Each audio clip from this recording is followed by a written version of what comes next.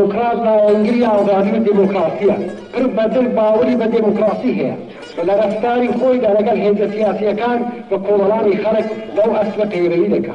ديمقراط بولا من بدنی ستمی نتوایتی خبر دکا تابين كذني أو آمان جبو قريب كرد لمدى نبيني كقريب كرد ما في داناني چارلوز بشيوي خود مختاري ورزبين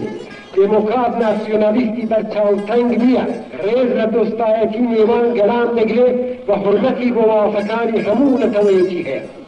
ديمقراط لا ينگري ما في زحمت كشان ديجي همو چشن چمسال نويتي انسان بدستي انسان خبرتك ديمقراط بشر دوستا وبو دوستايتي نيوان انسان كان بين برچاو گرتنی رگز و مذهب نخچی دور دادنه و همو چشن رگز پرستی و فاشیزم و خوبزن زانی محکوم دکن